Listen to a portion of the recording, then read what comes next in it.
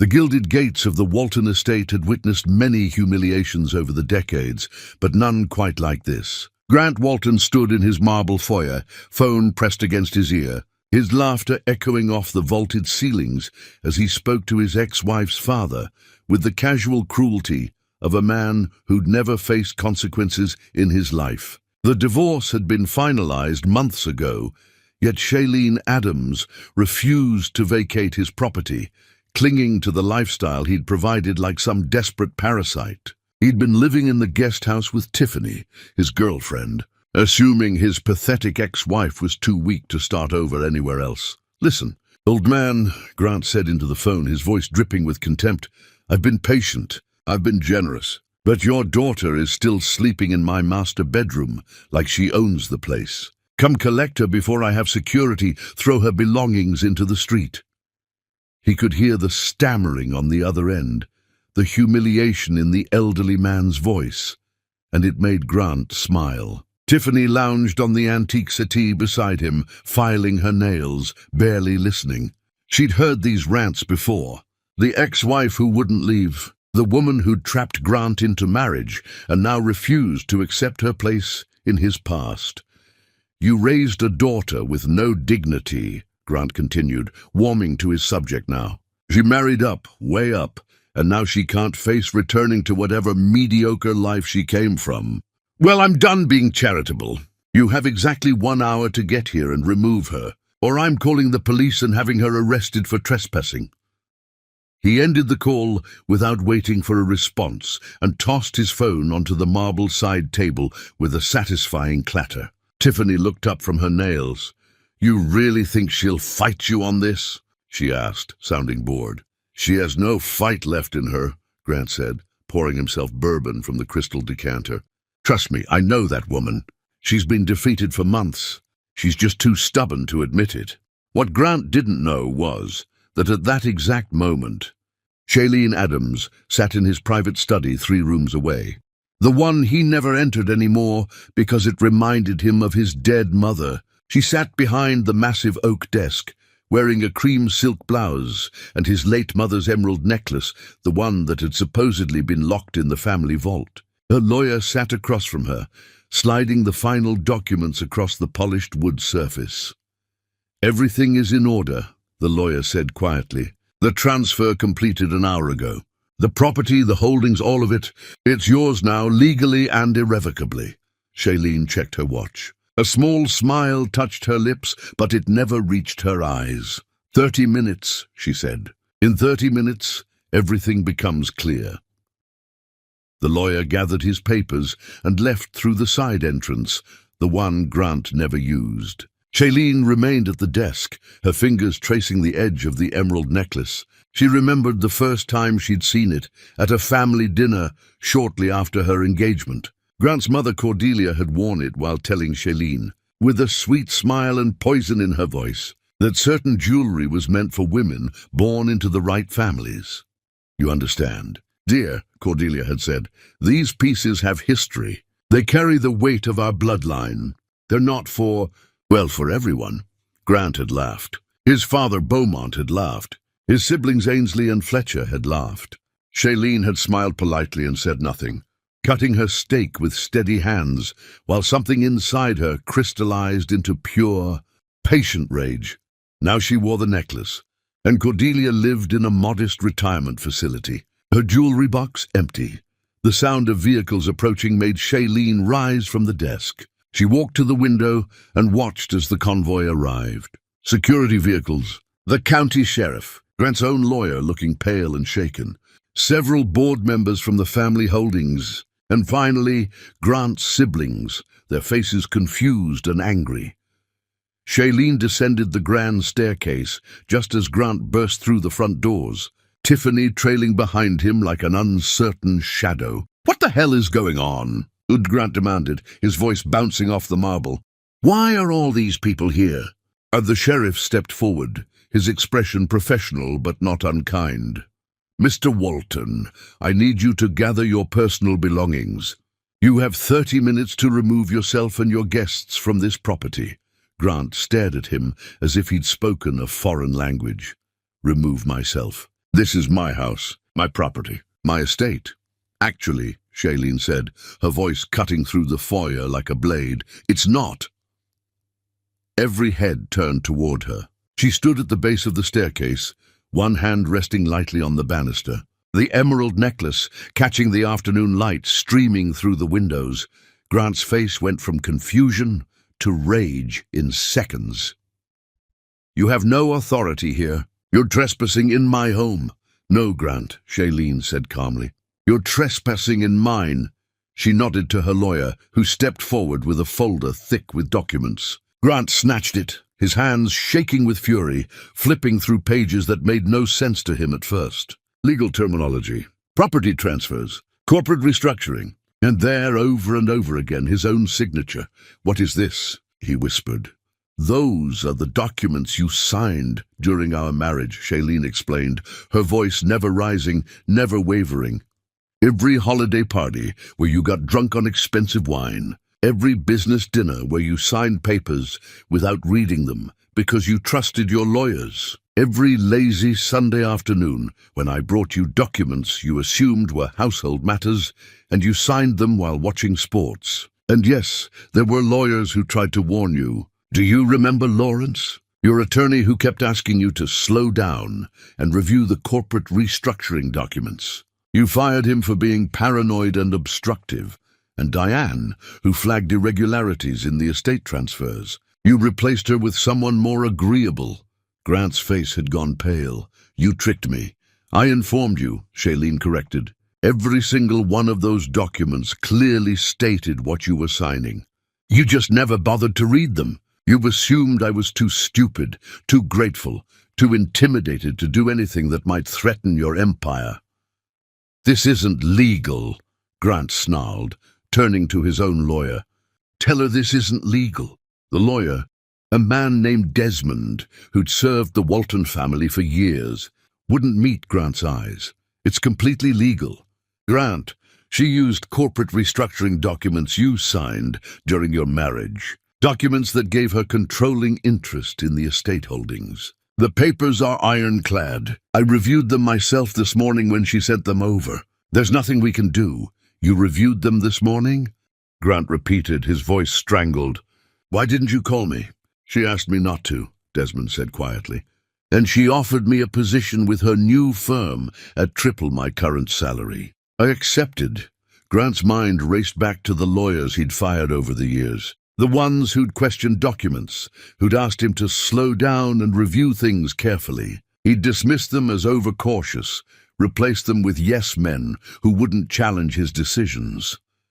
The betrayal hit Grant like a physical blow. He stumbled backward, and Tiffany caught his arm, her own face shocked and calculating.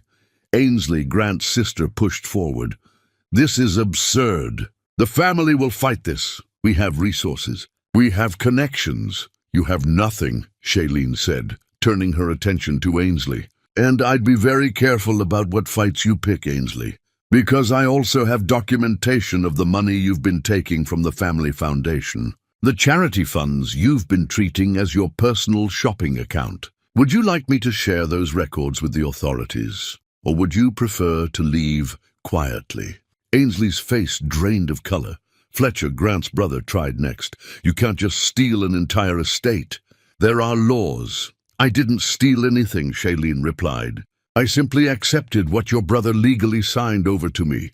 Perhaps if any of you had treated me like a human being instead of hired help, you might have noticed what was happening right under your noses. The sheriff cleared his throat. Folks, I need everyone who doesn't own this property to exit now. That means the Walton family and guests. I'm not leaving, Grant said, his voice desperate now. This is my home. I grew up here. My mother died here. You can't just throw me out. I can, Shailene said, and I am. She nodded to the security team she'd hired. Professional men who stepped forward without aggression, but with absolute authority. Grant looked around wildly, seeking allies, finding none. His own lawyer had betrayed him. His siblings were silent, protecting themselves. His father hadn't even shown up yet, probably still trying to understand what was happening through frantic phone calls. Tiffany released his arm. "Grant, maybe we should just go," she said quietly. "Go where?" He shouted at her. "This is everything I have." "Ladude, not anymore," Shailene said. The next 30 minutes passed in a blur of humiliation. Grant and Tiffany were escorted to the guest house to gather their belongings. His siblings were removed from the property. Neighbors had gathered at the gates, drawn by the commotion, their phones out, recording everything. Grant emerged from the guest house carrying 2 suitcases, his face red with rage and shame.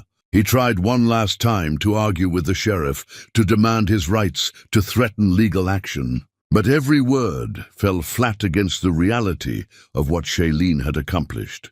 As he reached the gates, forced to walk because even his cars had been registered under the estate holdings, he turned back to see Shailene standing on the front steps of the mansion. Their mansion, his mansion, her mansion now. She didn't grin. She didn't gloat. She simply watched him leave, her expression unreadable, the emerald necklace glinting in the sun. Grant understood, in that moment of utter defeat, that he'd never really known his wife at all. And as the gates closed behind him with a final, decisive clang, he realized something far worse. This was only the beginning. Chapter 2. The Patriarch Breaks. Beaumont Walton arrived at the estate gates in his vintage Bentley exactly 2 hours after his son's frantic phone call.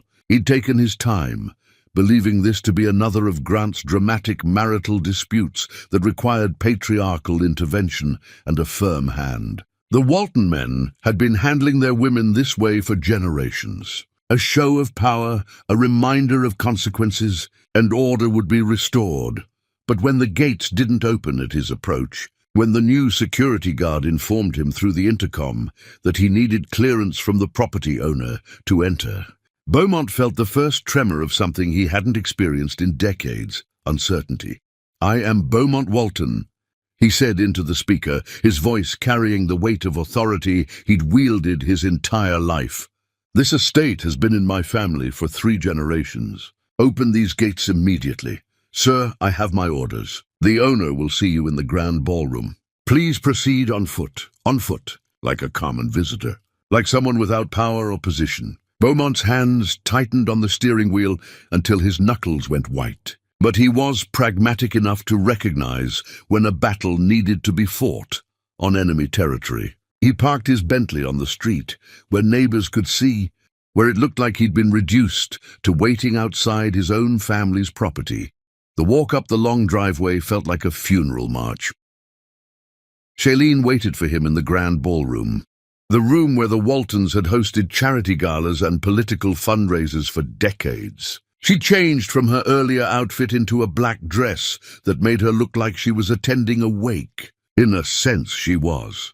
The room had been transformed. Every piece of furniture removed, except for 2 chairs facing each other in the center of the vast marble floor. Between them, a small table held a single folder.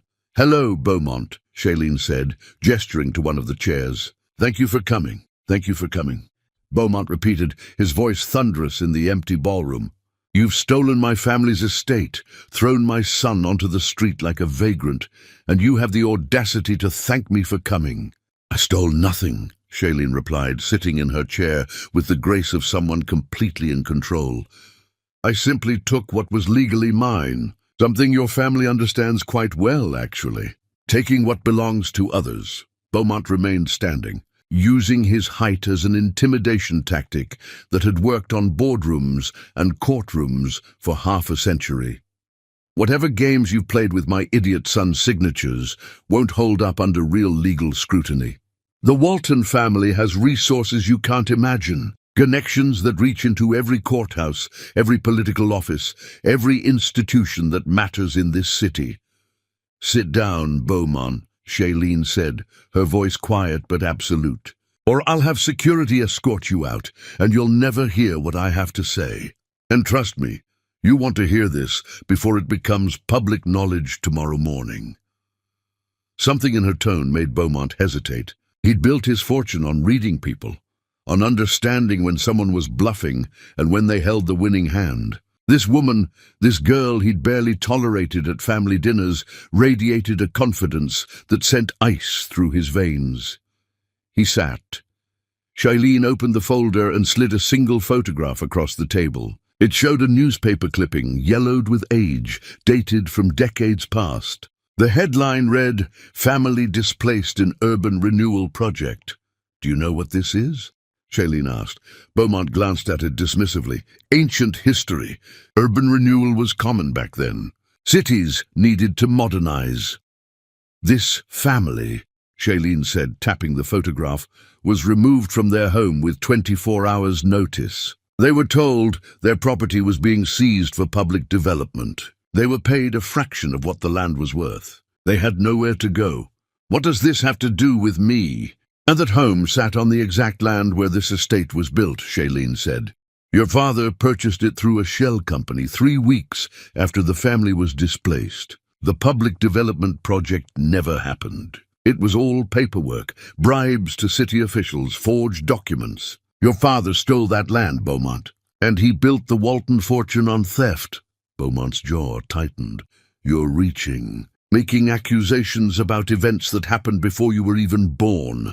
Shailene slid more documents across the table. Property records, bank transfers, letters between his father and various city officials. She'd built a case that would destroy everything. "This wasn't an isolated incident," Shailene continued.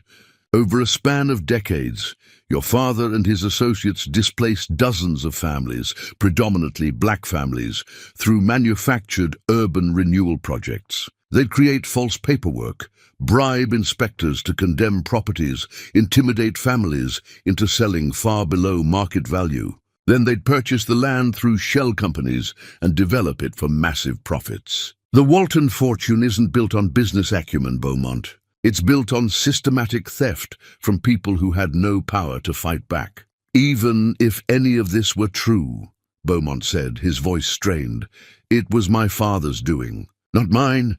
You can't hold me responsible for decisions made before I was old enough to...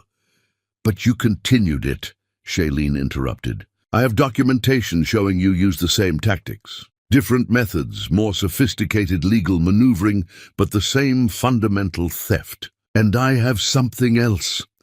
She pulled out a small digital recorder and pressed play. Beaumont's own voice filled the ballroom, crystal clear, recorded during a family dinner. "The problem with these people is they don't understand their place. They want to live in neighborhoods they can't afford, eat at restaurants they don't belong in, marry into families that should be closed to them." Grant's voice laughing. "Dad, you can't say things like that anymore." Beaumont's voice again. "I can say whatever I want in my own home. And if that woman sitting at our table doesn't like it, she's welcome to leave. God knows she'd be doing us a favor." More laughter. Cordelia's voice, Grant's mother. "Now, Beaumont, be nice. She might be useful for appearances. We need to seem progressive." The recording continued. Ainsley making jokes about Shailene's hair. Fletcher commenting on her education being inferior. Grant saying nothing, just laughing along with his family's casual cruelty. Shailene clicked off the recorder. "I have hundreds of hours like this," she said. "Every family dinner, every holiday gathering, every moment you thought you were safe in your own home, saying whatever you wanted because you believed I was too inferior to matter. I recorded everything." Beaumont's face had gone grey. "What do you want?" he asked, the words coming out like broken glass. "I want justice," Shailene said. "Tomorrow morning, 3 investigative journalists will receive complete documentation of your family's history. The stolen land, the displaced families, the systematic racism that built your fortune. There will also be a documentary filmmaker who specializes in generational wealth and how it's accumulated through exploitation. The Walton name will become synonymous with theft and bigotry." "You'll destroy innocent people," Beaumont said desperately. "My grandchildren, my family's legacy." "Your family's legacy deserves to be destroyed," Shailene said, her voice cold as winter. "But I'm offering you a choice. You can sign over your personal holdings to a reparations fund I've established. Every property, every investment, everything in your name. The fund will go directly to the families your father and you displaced, plus educational programs for their descendants. Or you can refuse, and I'll make sure the Walton name is remembered as a cautionary tale about American racism and greed. Beaumont stared at her. This woman he'd dismissed as decoration at family dinners, and saw her clearly for the first time. She wasn't asking. She wasn't negotiating. She was simply informing him of the consequences of a war he hadn't known he was fighting until he'd already lost. "And if I sign?" he asked hoarsely. "Then the story still breaks, but it includes the redemption arc, the Walton family acknowledging their past and making reparations. It won't save your reputation entirely, but it might save you from being remembered as nothing more than thieves." She slid a pen across the table. Beaumont looked at it like it was a loaded gun.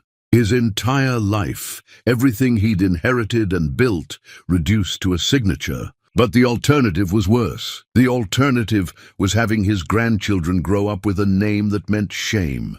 His hand shook as he reached for the pen. "They raised you to think you were better than everyone else," Shailene said as he signed page after page. "They taught you that power meant never having to answer for what you took. But power without accountability is just theft with better lawyers. And eventually, someone keeps the receipts." Beaumont finished signing and stood, his body suddenly feeling every single one of his decades. He looked at Shailene with something that might have been respect if it hadn't been buried under so much hatred. "You've destroyed my family," he said.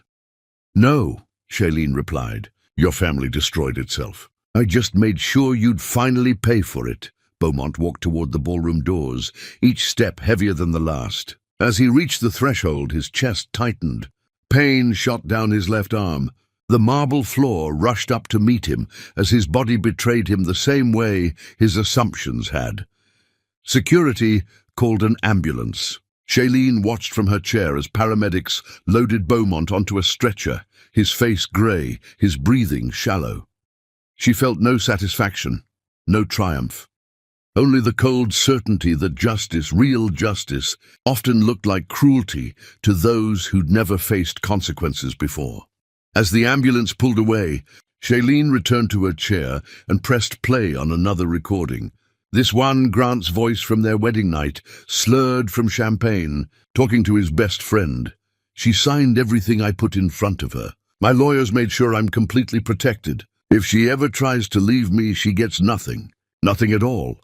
She'd been listening to that recording for 7 years, letting it fuel her patience, her planning, her absolute determination to dismantle everything these people had built on other people's suffering. Outside, thunder rumbled, and rain began to fall on the Walton estate that was no longer theirs. Chapter 3. The Empire Dissolves.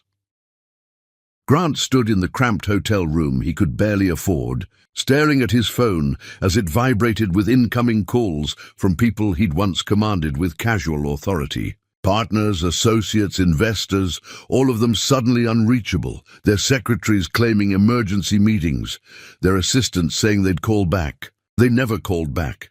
It took him 2 days to understand that he wasn't being avoided by accident. He was being systematically cut off from every relationship he'd spent his adult life building. And when he finally cornered Hollis Pemberton, his longest-standing associate, in the parking garage of their shared office building, the truth came out in a flood of nervous explanations. "Look, Grant, I didn't want to believe it at first," Hollis said, his eyes darting to the exits like he expected an ambush.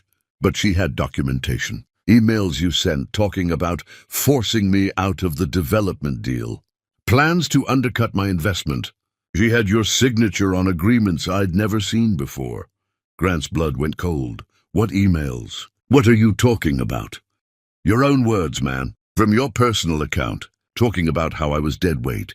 How you were planning to buy me out at pennies on the dollar, then resell my shares for massive profit. She showed me everything." "I never sent those emails," Grant said desperately. "Hollis, think about it. Why would I sabotage our partnership? We've been making money together for years. But Hollis was already backing toward his car, fear written across his features. I can't afford to take that risk. I've pulled out of every joint venture we had. My lawyers are already drafting the dissolution paperwork. I'm sorry, Grant, but if there's even a chance you were planning to screw me over, I need to protect myself. Hollis drove away, leaving Grant standing alone in the garage, trying to piece together what was happening. The emails couldn't have been real. He'd never written anything like that, which meant someone had manufactured them. Someone who had access to his accounts, his passwords, his entire digital life. Shailene. The realization hit him like a physical blow. His wife of 7 years, who'd sat quietly at his side during countless dinners, who'd listened to him complain about his partners, who'd heard every frustration and grievance he'd ever voiced about the people he worked with. She'd been collecting ammunition. His phone rang. Another partner, this one not even bothering with pleasantries. I want out, Walton. Whatever poison you've been planning, I'm not waiting around to be the victim. Terminate our agreements, or I'll sue you into the ground. The call ended before Grant could respond. One by one, they all fell away. 12 separate partnerships, dissolved within a single week. Some cited the fabricated emails. Others mentioned recorded conversations where Grant had supposedly threatened them. A few simply said they couldn't afford to be associated with his family's newly exposed history of fraud and racism. But not all of them believed her immediately. Cameron Sterling, his oldest associate, had called Grant directly, suspicious of the evidence. Something doesn't smell right, Cameron had said. These emails have your writing style, but the metadata seems off. I think someone's setting you up. Grant had felt a surge of hope. Finally, someone willing to question the narrative. Can you help me prove it? Grant had asked desperately. I'm trying, Cameron promised. Give me a week to gather evidence. But 3 days later, Cameron called back, his voice defeated. Grant, I found something. Documents showing you've been planning to force me out for over a year. Property acquisitions that would have undercut my developments. I confronted the others, and they all have similar evidence. Even if some of it's fabricated, there's too much smoke here. I can't afford the risk. I'm out. Cameron had been his last hope of solidarity, and even he had ultimately chosen self-preservation over loyalty. The partnerships dissolved anyway, each dissolution coming with financial penalties that Grant hadn't remembered signing. Clauses buried in contracts he'd approved without reading because he'd trusted his lawyers to protect his interests. But his lawyers had been handling thousands of pages of documents, and Shailene had apparently been slipping altered agreements into the stacks of paperwork that crossed Grant's desk daily. Within 2 weeks, Grant Walton went from controlling multiple profitable ventures to being personally liable for millions in penalties and legal fees. Every asset he thought he'd protected was suddenly vulnerable. Every safety net had been cut. He sat in his hotel room, surrounded by legal documents he could no longer afford lawyers to interpret, and felt his entire identity crumbling. He wasn't Grant Walton, successful magnate. He was just a man who'd inherited wealth and assumed it made him untouchable. The knock on his door came late in the evening. Grant opened it to find his sister Ainsley standing in the hallway, her designer clothes looking somehow diminished, her usual confidence replaced with barely contained panic. "We need to talk," she said, pushing past him into the room. Fletcher arrived minutes later, and Grant understood that whatever was coming next would be bad. His siblings never sought him out unless they needed something, and right now they all needed the same thing: salvation. "She's destroying everything," Ainsley said without preamble. "Every holding, every account, every investment. Fletcher and I have been meeting with lawyers trying to find a way to fight this, but it's like she anticipated every move." "She probably did," Grant said bitterly. "She's been planning this for years, while we treated her like furniture." Fletcher paced the small room like a caged animal. "We have to do something. Pool our resources, find better lawyers, go after her for fraud or manipulation or—" "With what money?" Grant interrupted. "She took everything. And she did it legally. I've had 3 different law firms review the documents. They all say the same thing. She used our own agreements against us. Ainsley sank onto the edge of the bed, her perfectly manicured hands shaking. There's something else, she said quietly. She knows about the foundation. Grant's stomach dropped. What about the foundation? She has records of every transfer I made, Ainsley continued, her voice barely above a whisper.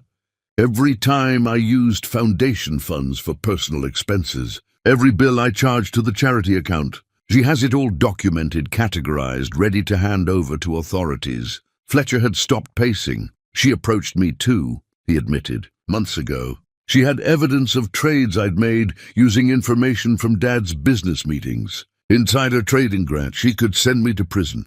And she offered you a deal, Grant said, understanding blooming like poison in his chest. She offered you both deals, didn't she? The silence that followed was confirmation enough. What did you tell her? Grant asked, his voice dangerous. Ainsley couldn't meet his eyes. She said if we testified about the family's history, about Dad's practices, about the stolen properties, she'd give us immunity from prosecution, small settlements to start over somewhere else, protection from criminal charges. And you took it, Grant said flatly. You sold out your own family. She was going to destroy us anyway. Ainsley shouted, tears streaming down her face. At least this way, Fletcher and I have something left. We have a chance to start over without criminal records. What were we supposed to do? Stand together, Grant said. Fight together. Be a family for once in our miserable lives, instead of scattered rats abandoning the ship. Fletcher's jaw tightened. Don't act like you're noble, Grant. You brought her into this family. You married someone you never bothered to actually know because she looked good at events and made you feel progressive. This whole disaster started with your arrogance. My arrogance. Grant laughed, but there was no humor in it. The whole family treated her like garbage, and I was supposed to somehow realize she was plotting revenge. She played us all. She played you, Fletcher corrected. Ainsley and I just got caught in the blast radius. So yes, we took her deal. We protected ourselves from the consequences of your mistakes. Ainsley stood, smoothing her dress like she could smooth away the betrayal. The paperwork is already filed. We both gave depositions yesterday. Everything about the family history, the displaced families, Dad's dealings, all of it. It'll be public record soon. Grant stared at his siblings, these people he'd grown up with, played with as children, fought with as adults, and realized he was looking at strangers. The Walton family unity had always been an illusion, held together by money and social standing. Without those things, they were just individuals willing to sacrifice each other for survival. Get out, Grant said quietly. Grant, Ainsley started. Get out, he roared. Both of you! You want to save yourselves at my expense? Fine, but don't stand here pretending it was anything other than pure self-interest. We're done. The Walton family is done. They left without another word, and Grant was alone again in his hotel room that smelled like disinfectant and failure. He thought about his mother, Cordelia, who'd always preached family loyalty while treating everyone outside the bloodline as disposable. She died believing the Walton name meant something permanent, something untouchable. She'd been wrong about everything. Grant's phone buzzed with another message. Another partnership terminated. Another lawsuit filed. Another piece of his identity stripped away. He thought about the look on Shailene's face when she'd watched him leave the estate. That unreadable expression that gave nothing away. She'd spent 7 years married to him, sleeping in the same bed, attending the same events, meeting the same people. She'd learned every weakness, every relationship, every vulnerability, and she'd weaponized all of it with surgical precision. The scariest part wasn't that she'd destroyed him. The scariest part was realizing he'd never stood a chance, because he'd never seen her as a threat until she'd already won. Chapter 4. The Social Execution. The Metropolitan Gala represented everything the Walton family had spent generations cultivating: power, prestige, and the unshakable belief that certain people simply belonged in certain spaces. The annual event drew every influential family in the city, every social climber desperate for proximity to wealth, every person who mattered or wanted to matter. For 3 decades, the Waltons had been fixtures at this gala, their table positioned prominently near the stage, their name printed in gold on the program as platinum sponsors. Grant arrived that evening in a borrowed suit, having sold most of his designer clothes to pay for his hotel room. Tiffany had agreed to accompany him, though her enthusiasm had waned considerably since his financial collapse. She kept glancing around the entrance hall like she was mapping escape routes. "Maybe this isn't a good idea," she whispered as they approached the ballroom doors. "People are staring. Let them stare," Grant said, though his jaw was tight enough to crack teeth. "I built relationships in this room for years. One disastrous month doesn't erase that history." But the moment they entered the ballroom, Grant understood how completely he'd miscalculated. The conversations didn't just pause when he appeared. They stopped entirely. Heads turned. Whispers erupted like wildfire. And then, with the synchronized cruelty of a practiced social hierarchy, people began turning their backs on him, literally turning their backs. Mrs. Hastings, who'd gushed about Grant's business acumen at the previous year's gala, rotated her chair to face away from him. The Rothford family, longtime associates, suddenly became fascinated with the floral centerpieces. Even the waitstaff seemed to avoid his section of the room. "Grant Walton," a voice called out, dripping with false sympathy. It was Langley Morrison, a rival who'd always been just outside the inner circle of power. "How brave of you to show your face here after everything that's come out about your family." Grant's hands clenched into fists. "I don't know what you've heard, but, oh, everyone's heard everything." Langley interrupted louder now, making sure nearby tables could listen in. "The stolen properties, the displaced families, the generations of fraud. Fascinating stuff, really. Who knew the Walton fortune was built on theft rather than talent?" Laughter rippled through the surrounding guests. Grant felt heat rising up his neck. "Those allegations are documented fact, apparently," Langley continued. "Your own siblings provided testimony. Your father signed confessions. But please do tell us your version. I'm sure it's equally entertaining." More laughter. Tiffany's grip on Grant's arm had loosened, and when he glanced at her, she was looking toward the exits again. "I need some air," she murmured, pulling away from him entirely. She disappeared into the crowd, leaving Grant standing alone in a ballroom full of people who'd once fought for his attention. He tried to push forward, to find someone, anyone, who would acknowledge him as something other than a spectacle. But the crowd parted around him like he carried disease. The Ashbury family, who'd attended his wedding, pretended not to recognize him. The Kensington patriarch, who'd once begged Grant to invest in his ventures, was suddenly fascinated by his dessert. Grant made it halfway across the ballroom before he saw her. Shailene stood near the stage, in a floor-length gown the color of blood, surrounded by the same people who were shunning Grant. They leaned in when she spoke, laughed at her observations, treated her with the exact reverence they'd once shown the Walton family. She looked like she'd been born to this room, to this life, while Grant looked like an intruder. Their eyes met across the crowd. Shailene's expression didn't change, didn't acknowledge their shared history, didn't indicate that she'd spent 7 years married to him. She simply held his gaze for a moment, then returned to her conversation as if he'd never existed. The dismissal hurt more than any insult could have. The gala's master of ceremonies called everyone to attention for the charity auction portion of the evening. Grant found himself pressed against the back wall, unable to secure a seat, while Shailene was escorted to a table at the front. The table that had been the Walton family table for 3 decades. The auction proceeded with the usual parade of luxury items and vacation packages. Grant watched numbly as people bid obscene amounts of money on objects they didn't need, the way he'd done for years without thought. Now each raised paddle felt like a reminder of everything he'd lost. Then Shailene approached the microphone, and the room fell silent with anticipation. "Before we continue tonight," she began, her voice clear and commanding, I'd like to make an announcement regarding a donation."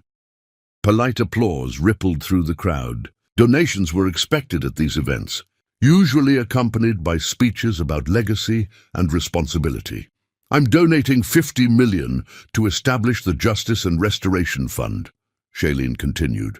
"This fund will provide reparations to families who were forcibly displaced during urban renewal projects in this city over the past several decades. Families who lost their homes, their communities, and their generational wealth to systematic theft disguised as progress."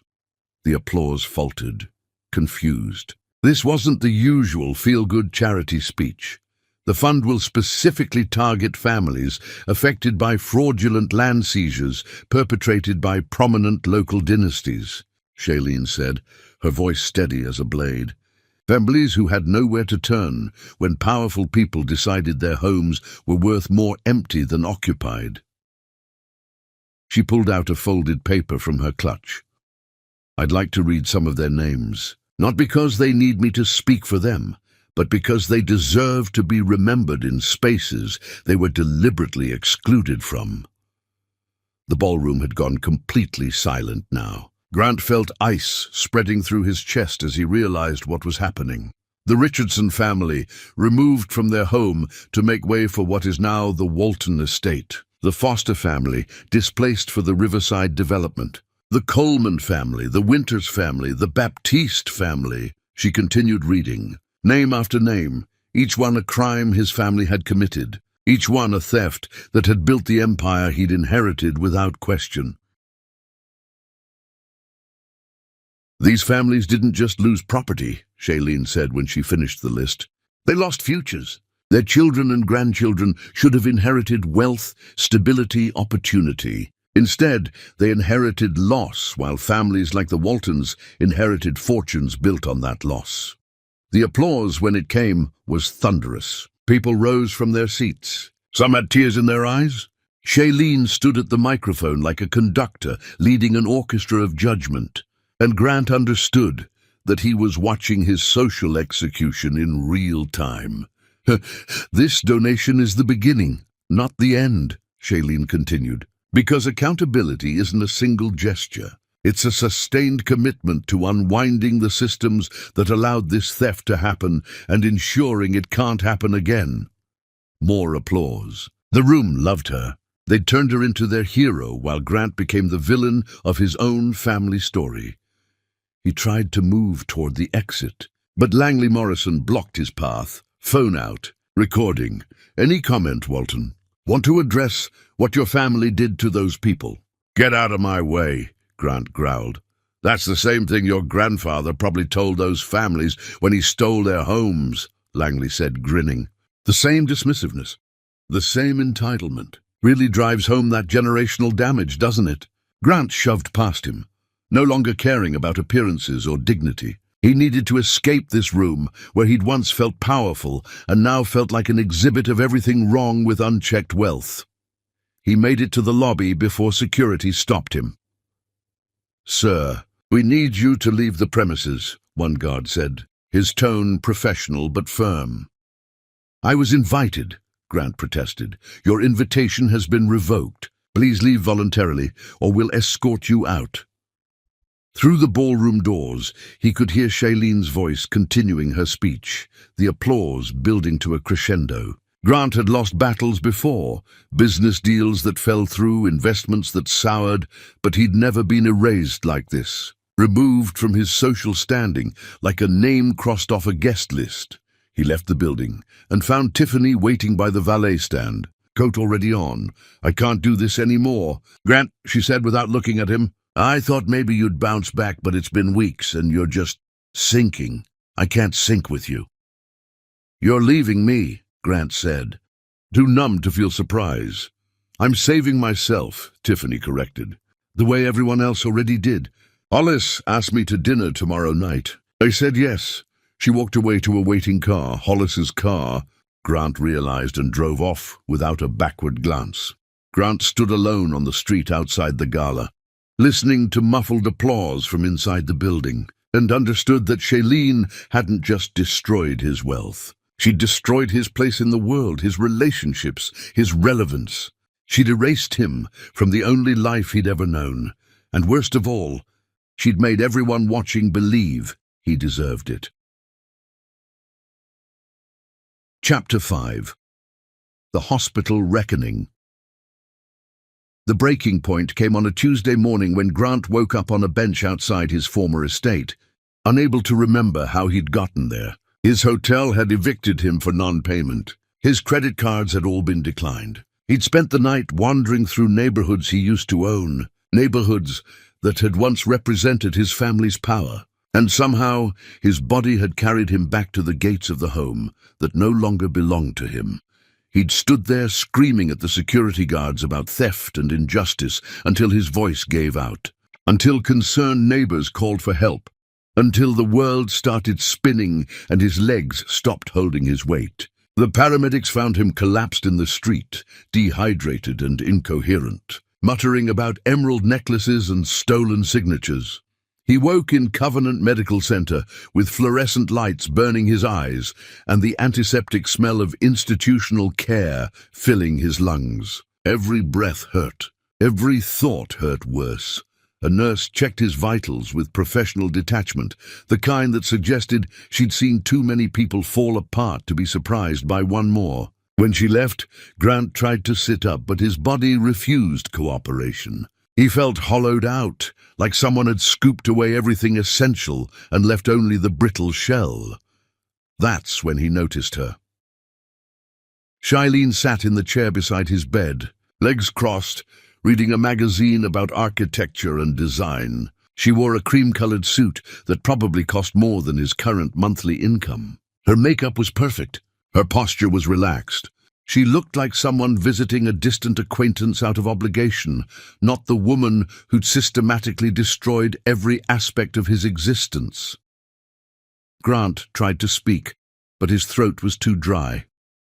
He reached for the water cup on the bedside table, but his hands shook too badly to grasp it. Shailene watched him struggle for a moment, then set down her magazine and held the cup to his lips. The kindness of the gesture felt like mockery. "Why are you here?" Grant finally managed to croak out. "I paid for your hospital stay," Shailene said, settling back into her chair. "The bills will be covered. You'll receive proper care." "Why?" The word came out desperate, confused. "Why would you pay for anything after what you've done to me?" Shailene tilted her head, considering him with the detached interest of someone examining an insect under glass. "Because I want you alive," she said simply. "I want you healthy enough to feel every single loss, to understand the full weight of what you've lost. Dead men don't suffer, Grant, they just stop. And stopping would be too easy for you." The cruelty of it hit him like a physical blow. She wasn't helping him out of compassion. She was keeping him alive to maximize his pain. "You're a monster," he whispered. "No," Shailene replied, her voice completely calm. "I'm a mirror. Everything I'm doing to you, your family did to others for generations. The only difference is that when your grandfather stole homes from families, those families had nowhere to turn. No recourse, no power. They just had to endure the loss and rebuild from nothing. You at least have the privilege of medical care and public sympathy from people who think I've gone too far." Grant closed his eyes, trying to block her out, but she continued speaking. "Let me tell you about a dinner party your mother hosted," Shailene said. "This was shortly after we got engaged. Your whole family was there, plus several guests. Cordelia was wearing that emerald necklace you love so much. Do you remember what she said to me that night?" Grant didn't respond, but Shailene didn't need him to. She said that certain jewelry carries the weight of bloodlines, that these pieces were meant for women born into the right families, not for everyone. Shailene's voice never wavered, but something sharp edged into it. "She was telling me in front of everyone that I didn't belong, that I was too inferior to wear the jewelry of your family. And you laughed, Grant. You thought it was funny."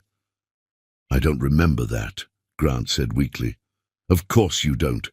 It wasn't important to you. It was just another family dinner, another moment of casual cruelty that rolled off your back because it wasn't directed at you." But I remember every word, every laugh, every dismissive glance. I recorded it too. Would you like to hear it? She pulled out her phone, but Grant turned his head away. I've heard enough recordings. Have you? Shailene asked. Because I have 7 years' worth. 7 years of your family treating me like something they scraped off their shoes while pretending to be progressive in public. 7 years of racist jokes disguised as humor. 7 years of being told, in countless small ways, that I wasn't good enough for your world. She stood and walked to the window, looking out at the parking lot. For just a moment, her reflection in the glass showed something that might have been exhaustion. 7 years of maintaining perfect composure, of never breaking character, of being 10 steps ahead while pretending to be exactly what they expected. It had cost her things Grant would never understand. Friendships she couldn't maintain, spontaneity she couldn't afford. The simple freedom of not constantly calculating every word and action. But those costs were hers to carry. She'd chosen this path knowing what it would require. She turned from the window, the moment of vulnerability gone, her expression serene again. Do you know what the worst part was? It wasn't the cruelty. People can be cruel. It was the confidence with which you all did it. Like you truly believed you were untouchable. Like consequences were for other people, never for Waltons. Grant felt tears burning behind his eyes, but he refused to let them fall. I apologize, he said, the words tasting like ash. For my family, for my mother, for whatever I did or didn't do to stop it. I'm sorry. Shailene turned from the window, and for the first time since entering his hospital room, she smiled. It was the coldest expression Grant had ever seen on a human face. You're not sorry for what you did, she said. You're sorry you got caught. You're sorry you're facing consequences. If I'd stayed quiet, if I'd accepted my place in your family as the diversity decoration, you'd still be treating me exactly the same way. Your apology isn't remorse, it's strategy. She returned to her chair and pulled out her phone again, scrolling through images. Speaking of strategy, I thought you should see something.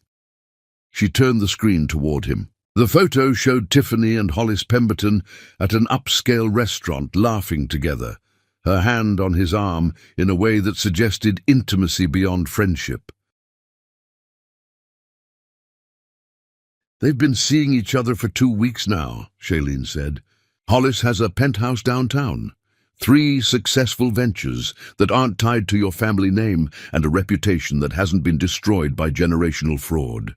Tiffany upgraded, in other words. The same way people upgrade their phones when better models become available. She swiped to another photo. This one showed them kissing outside a theater. They're talking about taking a trip together, somewhere tropical and expensive. The kind of vacation you used to take when you could afford not to think about money. Grant wanted to look away, but he couldn't. He stared at the images of his girlfriend, ex-girlfriend now, he supposed moving on with his former best friend, both of them clearly unburdened by any loyalty to him. Why are you showing me this? He asked hoarsely. Because you need to understand that nobody is coming to save you, Shailene said, putting her phone away. Not your family, not your friends, not the woman you thought loved you. Everyone who orbited your life was there for what you represented, not who you were. And now that you represent nothing but loss and shame, they've all moved on. She stood, gathering her purse and magazine. The doctors say you'll be discharged in a few days. You'll be physically healthy, which is what I paid for. What you do with that health is up to you. You can spend the rest of your life bitter about what you've lost. Or you can finally learn what it means to actually build something instead of just inheriting it. Grant watched her walk toward the door. This woman he'd married and never known. This person he'd dismissed as insignificant, who turned out to be the most dangerous opponent he'd ever faced. Shailene, he called out, his voice breaking. Please, just tell me it's over. Tell me you're done destroying me. She paused at the door, her hand on the handle, and looked back at him with an expression he couldn't quite read. Oh, Grant, she said softly, I haven't even finished yet. Then she was gone, leaving him alone in the sterile hospital room with the sound of his own heartbeat thundering in his ears and the knowledge that whatever came next would be worse than anything he'd already endured. Down the hall, nurses gossiped about the patient in room 412 who'd been screaming about stolen estates, the man who'd had everything and lost it all to his own wife. They shook their heads, some with pity, some with satisfaction, that even the privileged could fall. Grant heard their whispers through the thin walls and understood that his humiliation was now entertainment for strangers. This was what complete destruction felt like, not dying, but being kept alive to witness the spectacle of your own irrelevance. Chapter 6. The Generational Theft. Beaumont. Walton had recovered from his first stroke with the stubborn resilience of a man who refused to let his body betray him before he'd secured his family's future. The doctors had warned him about stress, about anger, about the dangers of pushing himself too hard. He'd ignored them all. The Walton legacy was more important than his personal health, and there were still assets to protect, still wealth hidden where that woman couldn't possibly have reached. The offshore accounts represented 3 generations of accumulated wealth, money his own grandfather had stashed away. Accounts that existed in legal grey zones, specifically designed to be untouchable by domestic disputes, divorces, or vengeful ex-wives. Beaumont had overseen these accounts personally, had memorized the access codes, had maintained relationships with the financial advisors in foreign countries who managed the family's most sensitive holdings. This money was supposed to be his grandchildren's inheritance, the foundation upon which the Walton family would rebuild after Shailene's rampage ended. She might have taken the visible assets, the properties and companies that existed in public records, but she couldn't possibly know about the hidden reserves that had been protected through layers of shell corporations and international law, or so Beaumont believed until he tried to access the accounts and found them empty, not reduced, not transferred, empty. Every single offshore holding, every Swiss account, every carefully constructed financial shelter that had taken decades to build, all of it showed zero balances. Transactions dated back months, sometimes over a year, showing systematic transfers to entities Beaumont didn't recognize. Legal entities with names that meant nothing to him, but clearly meant everything to whoever had orchestrated this theft. His first call went to his primary financial advisor, a man named Sterling who'd served the Walton family for decades. "What the hell happened to our accounts?" Beaumont demanded, his voice shaking with rage and fear. The silence on the other end lasted too long. "Sterling." "Answer me, Mr. Walton," Sterling finally said, his voice heavy with something that sounded like guilt. "I tried to reach you several times over the past months. You never returned my calls. I sent registered letters to your office. Your assistant said you were too busy to deal with routine account matters." Beaumont's memory flickered. Vague recollections of messages he'd ignored, letters he'd assumed were standard quarterly reports. "I was dealing with a family crisis. What does that have to do with—" "She had power of attorney," Sterling interrupted. "Signed documentation giving her full access to all family holdings, including the offshore accounts. The paperwork was legitimate, bearing your son's signature and notarized by your own attorneys. I flagged it as unusual. I called your office 4 times to verify. Each time I was told you'd approved everything and to proceed with processing. I verified everything before processing the transfers, Mr. Walton. I did my due diligence." Beaumont's vision went dark at the edges. Grant would never sign away access to those accounts. He didn't even know about most of them. Nevertheless, the documents were legal. "And there's something else you should know."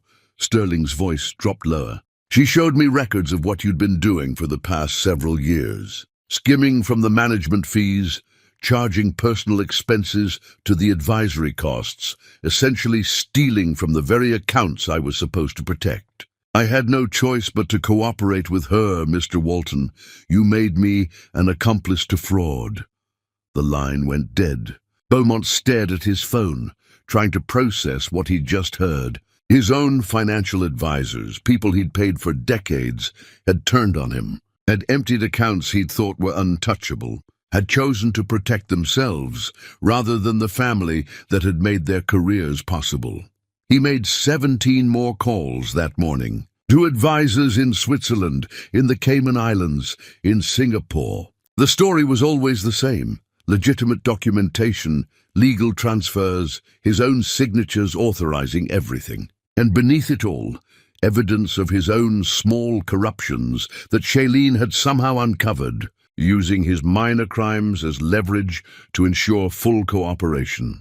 By noon, Beaumont understood that the generational wealth he'd been counting on to rebuild the family name had vanished, not just disappeared, been systematically dismantled and redistributed according to a plan he hadn't seen coming until it was far too late. He drove to Shailene's office in a building downtown that used to house one of his own ventures. The irony wasn't lost on him. She'd purchased the property, renovated it, and turned it into headquarters for her own enterprises. The lobby gleamed with modern design, all glass and steel and confident wealth. The receptionist looked at him with barely concealed pity when he demanded to see the owner. "She's expecting you," the receptionist said, which somehow made everything worse. Of course she was expecting him. She'd probably planned this confrontation down to the minute. Shailene's office occupied the entire top floor, with windows overlooking the city that Beaumont's family had once dominated. She stood at those windows when he entered, her back to him, wearing black again, like she was in permanent mourning for something. "The offshore accounts," Beaumont said without preamble. "You stole everything?" "I stole nothing," Shailene replied without turning around. "I simply claimed what was legally transferred to me through proper documentation and authorization. If your son was careless about what he signed, that's not theft. That's negligence on his part. You manipulated him. You tricked him into reading documents before signing them." Shailene turned now, her expression serene. "Into understanding what he was agreeing to. Those aren't tricks, Beaumont. Those are basic adult responsibilities that your son never learned because he assumed money would always protect him from consequences." Beaumont moved closer, his hands clenched into fists. "That money was meant for my grandchildren, for the future of this family. You've stolen from people who haven't even been born yet. People who would have inherited wealth built on theft and suffering," Shailene said. "People who would have grown up believing they were entitled to luxury paid for by other people's displacement and pain. I'm not stealing their future, Beaumont. I'm preventing them from inheriting your crimes." She walked to her desk and pulled out a folder, sliding it across the polished surface toward him. "These are the families your offshore money came from originally. The properties your grandfather seized, sold, and converted into cash that he then hid in foreign accounts. Every dollar in those accounts can be traced back to someone your family victimized.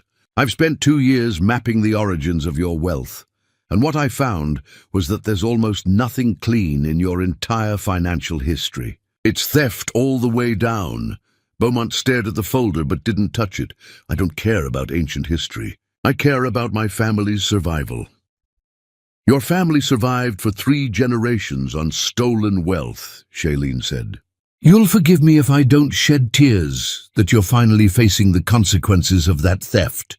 The families your grandfather displaced didn't get to worry about their grandchildren's inheritance. They got to worry about where they'd sleep that night after being thrown out of their homes. Your grandchildren will be fine, Beaumont. They'll just have to learn what it means to actually work for what they have." "You self-righteous—" Beaumont started forward, rage overriding caution, but Shailene didn't move, didn't flinch. "Go ahead," she said calmly. "Put your hands on me in my own office, on my property, surrounded by security cameras. Give me one more reason to destroy what's left of your name. I'd welcome it." Beaumont stopped, breathing hard, his chest tight with fury and something else, something that felt like fear. "Why?" he asked, the word coming out strangled. "Why go to these lengths? Why not just divorce Grant, take your settlement and move on with your life? Why this crusade? Shailene's expression softened slightly, but not with sympathy, with something closer to pity. Because moving on would mean accepting what your family did to me and to countless others as just the cost of existing in your world. It would mean teaching any daughters I might have had that sometimes you just endure cruelty from powerful people because fighting back is too dangerous. I couldn't live with that lesson, Beaumont. I couldn't look at myself in the mirror knowing I had the power to hold your family accountable and chose not to because it was easier to walk away. You've destroyed innocent people in your revenge, Beaumont said desperately. My wife, my daughter, people who never personally harmed you. Your wife made racist comments at every family dinner I attended, Shailene replied. Your daughter treated me like a servant. Your son embezzled from charities. There are no innocent people in your family, Beaumont. There are only people who participated in cruelty and people who stood by and let it happen. Both are guilty. The pain started in Beaumont's chest then, sharp and sudden, radiating down his left arm like lightning. He gasped, stumbling backward, his vision blurring at the edges. Not again. Not now. Shailene pressed a button on her desk, speaking calmly into the intercom. Medical emergency in my office. Call an ambulance. She didn't move to help him as he collapsed onto the expensive carpet, didn't kneel beside him or offer comfort. She simply watched, her expression unreadable, as Beaumont fought for breath and lost the battle. The paramedics arrived quickly, professional and efficient. They loaded Beaumont onto a stretcher, asking Shailene questions about his medical history, whether she knew his medications. She provided what information she had without emotion, like she was reporting on a stranger's condition, rather than watching her ex-husband's father potentially die in her office. As they wheeled him toward the elevator, Beaumont managed to grab one paramedic's arm. My family, he rasped. Someone needs to tell my family. We'll contact them from the hospital. Sir, the paramedic assured him. But as the elevator doors closed, Beaumont caught one final glimpse of Shailene returning to her desk, already opening her laptop to continue whatever work she'd been doing before he arrived. His medical emergency hadn't even interrupted her schedule. The generational wealth was gone. The family legacy was destroyed. And the woman who'd done it all was already moving on to her next task, completely unburdened by guilt or remorse. In the ambulance, Beaumont closed his eyes and wondered if this was how the families his father had displaced had felt, watching their entire world crumble while the people responsible simply moved on to their next victory. Chapter 7, The Family Fractures, Fletcher. Walton's apartment smelled like takeout containers and desperation. The one-bedroom unit in a building that would have embarrassed him months ago now represented the full extent of what he could afford. The furniture was second-hand, purchased from a resale shop where he'd seen people from his former social circle deliberately avoid making eye contact. The walls were thin enough that he could hear his neighbors' arguments, their television shows, their ordinary lives that had once been so far beneath his notice. When Ainsley arrived for the family meeting, Grant had demanded.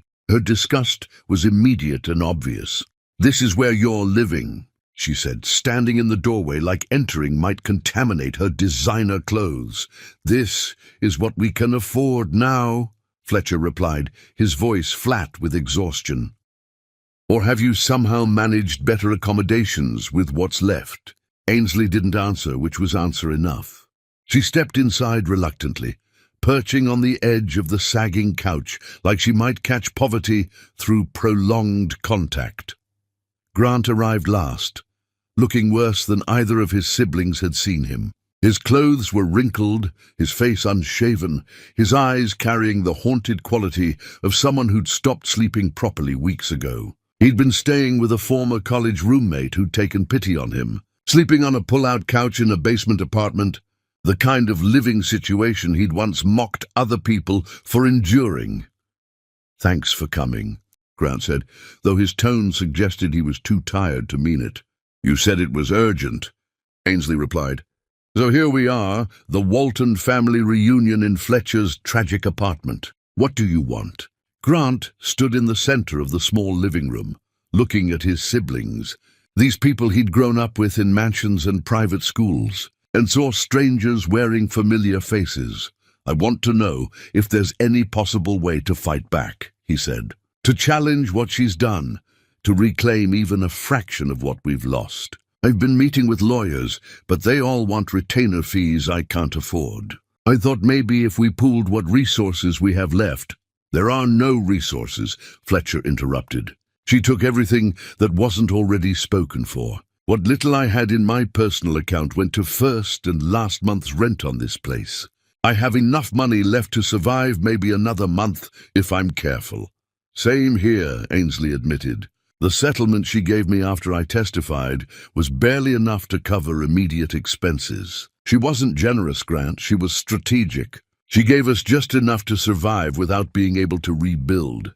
Then we borrow," Grant said desperately. "We reach out to old friends, old associates, people who owe the family favors." "Nobody owes the family anything anymore," Fletcher said, his voice sharp.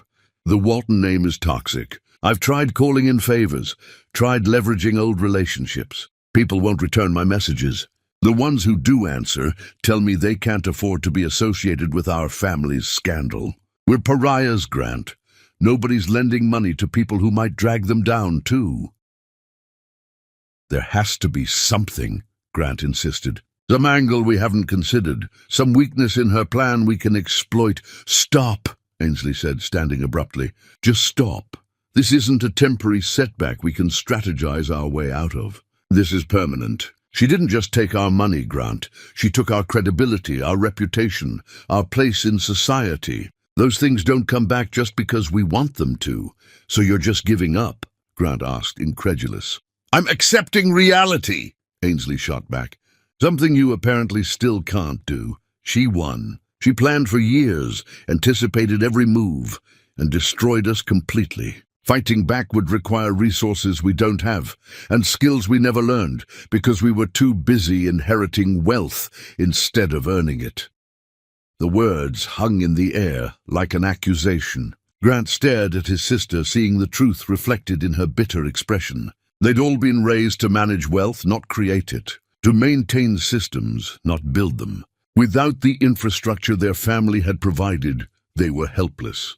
"This is your fault," Grant said quietly. "You and Fletcher both. You testified against the family. You gave her exactly what she needed to destroy us publicly.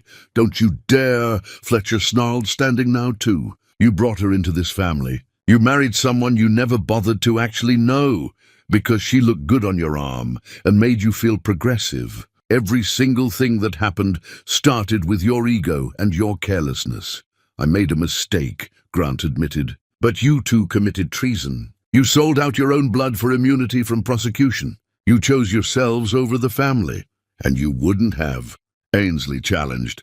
"If she'd come to you first, offered you a way out of criminal charges, you're telling me you would have refused out of family loyalty. The same family loyalty you showed when you laughed at every racist joke about your own wife. That loyalty?" Grant flinched at the accusation. "I never—" "You always," Fletcher interrupted.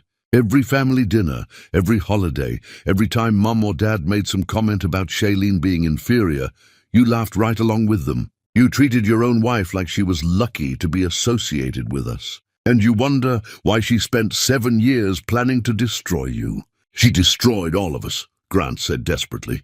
"Not just me. She went after the entire family."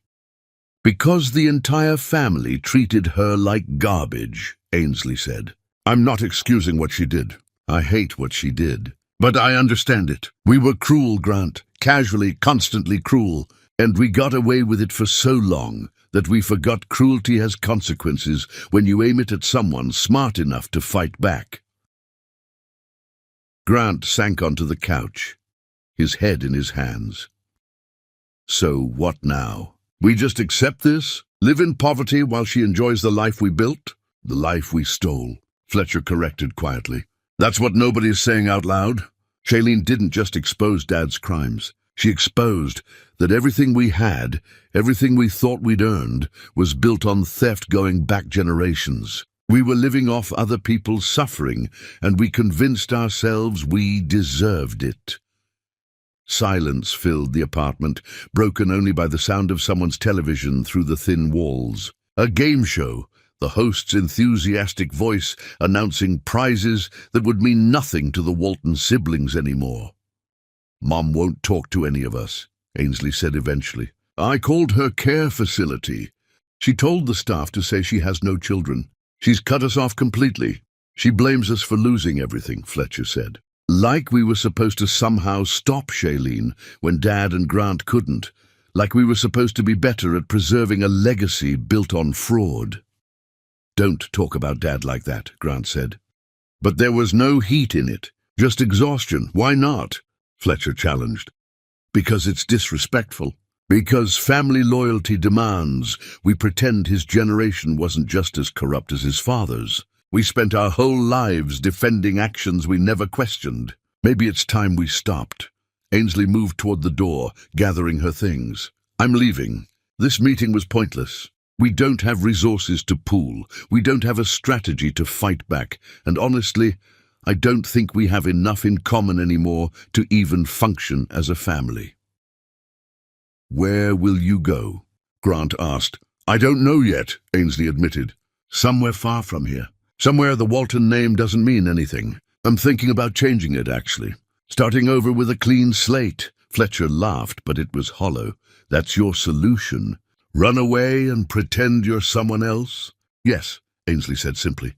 "Because staying here, being Ainsley Walton, means carrying shame I didn't personally create but can't escape from. I'd rather be nobody somewhere else than be a Walton anywhere." She left without saying goodbye, the door clicking shut behind her with a finality that suggested she wouldn't be coming back. Fletcher and Grant sat in silence for a long moment, two brothers who'd grown up in adjacent bedrooms in a mansion, who'd attended the same elite schools, traveled on the same family vacations, and somehow become strangers to each other in the process. "Do you remember being happy?" Fletcher asked suddenly. "Actually happy, not just comfortable or satisfied, but genuinely happy." Grant thought about it and couldn't find a memory that felt real. But then something surfaced, a moment from early in his marriage when Shailene had laughed at something he'd said, a genuine laugh that lit up her whole face, before the coldness, before the distance. When had he stopped noticing her laughter? When had he stopped trying to earn it? "I remember feeling powerful," he said finally, pushing the memory away. "Feeling like I mattered, like I could walk into any room and belong there automatically. But happy? I don't know if I ever really understood what that meant. I think maybe I had chances at happiness and didn't recognize them because I was too busy maintaining status." "Me either," Fletcher admitted. "We were raised to value status over satisfaction, appearances over authenticity. Maybe losing everything isn't just punishment. Maybe it's also release from trying to maintain something that was never really worth having." "That's easy to say when you're trying to make peace with losing," Grant said bitterly. "Maybe," Fletcher agreed. "Or maybe I'm finally being honest about what we were. We weren't a family. We were a collection of people maintaining a dynasty. And now that the dynasty's gone, there's nothing left to hold us together." Grant stood, ready to leave, ready to return to his borrowed basement apartment and his borrowed future. So this is it. The Walton family ends in a one-bedroom apartment with takeout containers and recriminations. "Every family ends somewhere," Fletcher said. "Ours just ended more dramatically than most." Grant left without another word, walking down the stairs of the apartment building. Past neighbors who didn't know his name or his history, people living ordinary lives that suddenly seemed impossibly appealing. His phone buzzed with a message from the friend whose couch he was sleeping on. The arrangement was getting uncomfortable. Maybe Grant should start looking for his own place. He stood on the street, the evening air cold against his skin, and realized he had nowhere to go, nobody to call, nothing to return to. The Walton family had fractured completely, each member fleeing to separate corners of their own survival, and the solidarity that was supposed to carry them through crisis had never actually existed. It had always been an illusion, held together by money and mutual benefit. Without those things, they were just damaged people who happened to share a surname that no longer meant anything at all. Chapter 8. The Wedding Night Truth. The Foundation for Educational Equity hosted its annual gala at the Westridge Grand, a venue that had once refused to book events for predominantly black organizations until public pressure forced policy changes. Shailene had chosen it deliberately, the irony not lost on her as she helped organize an evening celebrating scholarships for students from historically marginalized communities. She'd spent the past 2 months building this organization from the wealth she'd stripped from the Waltons, creating something constructive from the ruins of their destructive empire. The gala was meant to be a celebration of those students, their achievements, their futures. It was supposed to be forward-looking rather than backward-dwelling. Grant destroyed that intention when he forced his way past security halfway through the evening. Shailene was mid-conversation with a scholarship recipient, a young woman who'd overcome extraordinary obstacles to earn admission to a prestigious university, when the commotion at the entrance drew everyone's attention. Grant pushed through the crowd with the desperate energy of someone who'd stopped caring about consequences because he had nothing left to lose. "Shailene!" His voice carried across the ballroom, silencing conversations, turning heads. "We need to talk, right now." Security moved to intercept him, but Shailene raised a hand, stopping them. "Let him approach," she said calmly, excusing herself from her conversation. The scholarship recipient stepped back, eyes wide, sensing drama about to unfold. Grant reached Shailene in the center of the ballroom, breathing hard, his clothes disheveled, his desperation obvious to everyone watching. And they were all watching now. 200 guests, donors, students, community leaders, all of them frozen in anticipation of whatever scene was about to play out. "Why?" Grant demanded, his voice cracking. "I need to understand why. What did I do that deserved this level of destruction? What crime did I commit that justified you spending 7 years planning to annihilate everything I had?" Shailene regarded him with the same calm expression she'd maintained throughout every confrontation, every revelation, every moment of his collapse. "You really don't know?" she asked quietly. "No," Grant shouted. "That's what I'm trying to understand. I gave you everything. I married you, brought you into my family, shared my life with you, and you repaid me by destroying everyone I love, everyone who shares my name.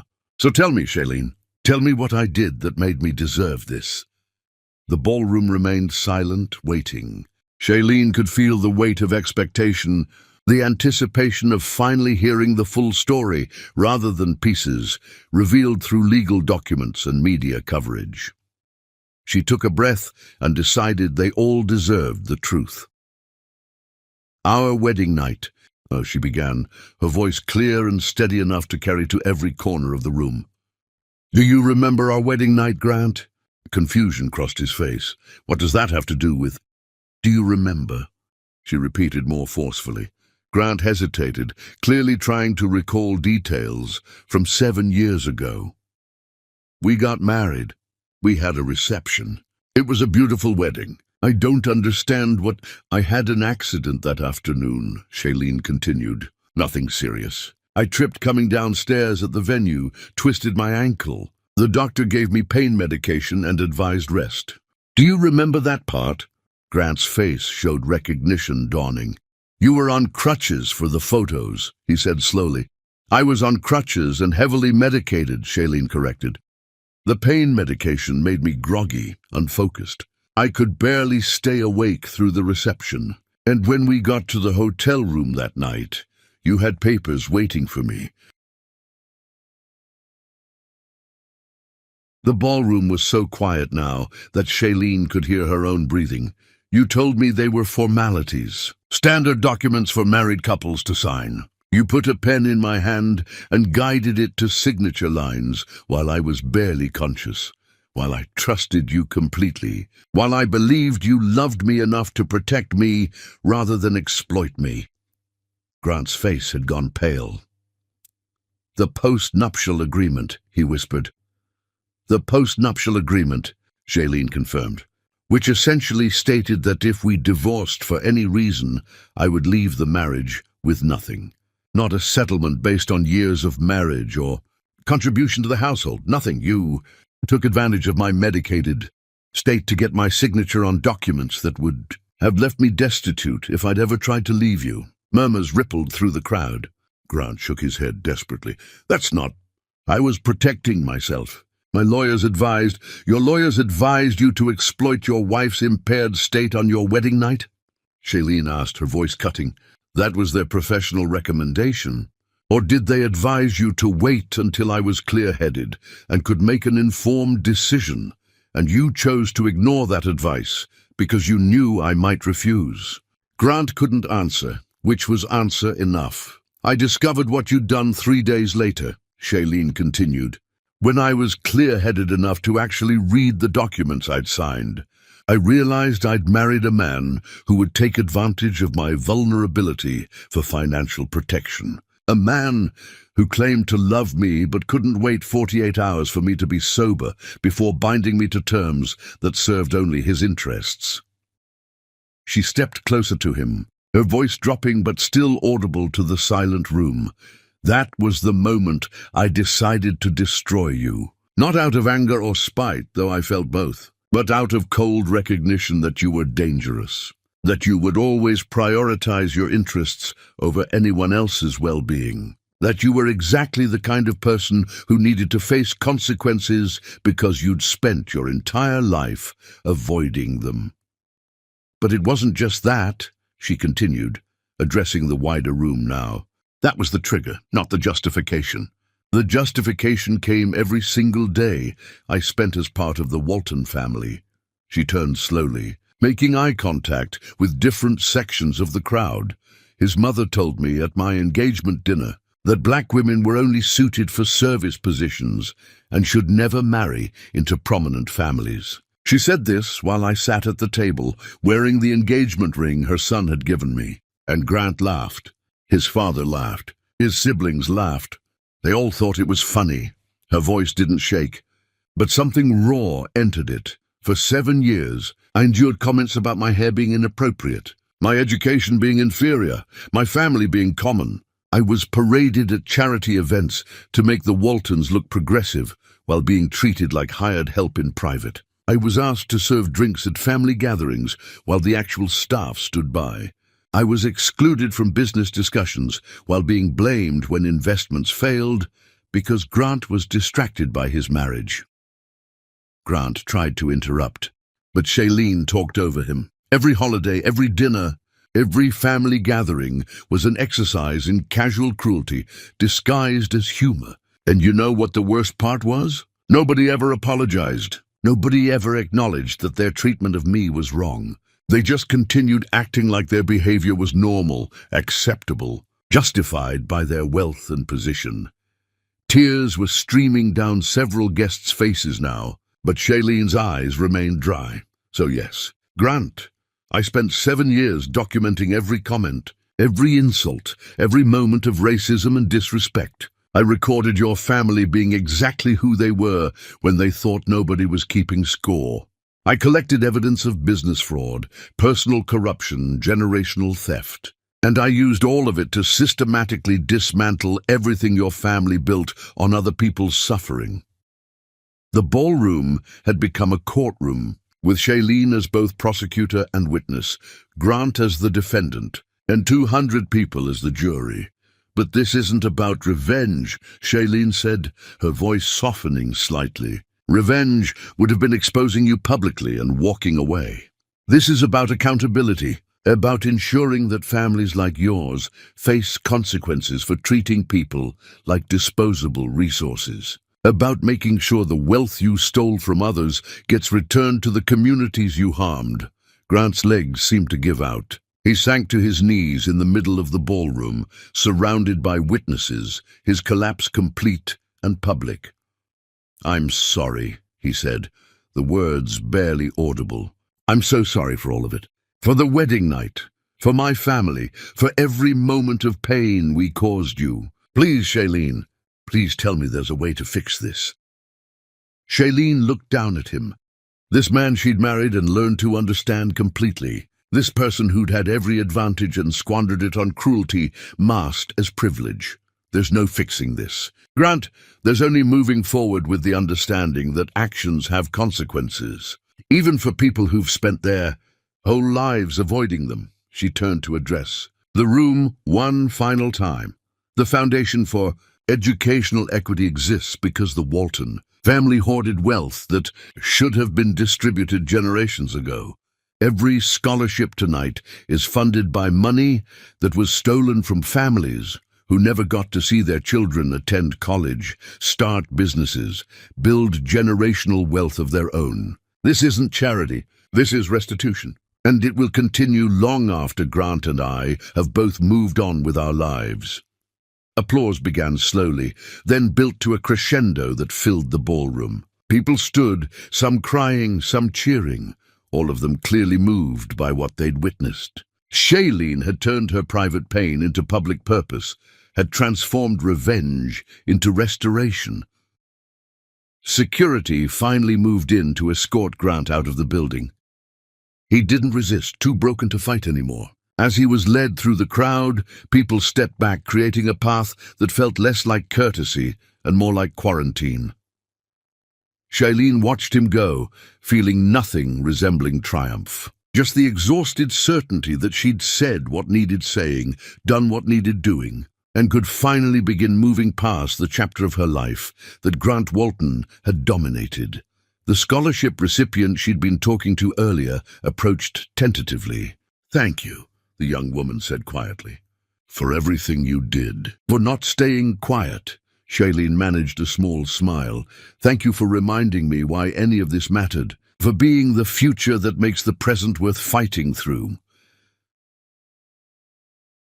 Outside, Grant sat on the curb in the rain, watching cars pass, understanding finally and completely that the life he'd known was over. Not paused, not temporarily difficult, but irreversibly finished. And the woman who'd ended it had done so with justification he couldn't honestly deny. No matter how desperately he wanted to believe he'd been the victim rather than the architect of his own destruction. Chapter 9. The Last Hope Dies. Grant had been working in secret for months, rebuilding from nothing with the quiet desperation of a man who'd lost everything and refused to accept permanent defeat. The work was humbling in ways his previous life never had been. He took a job as a night janitor at an office building, the kind of invisible labor he'd never noticed when he'd been the one walking past cleaning crews without acknowledgement. The pay was minimal, the hours were brutal, but it was honest work that nobody could take away from him because it required nothing but his body and his time. During those long nights pushing mops across empty offices, Grant had been planning. Not revenge.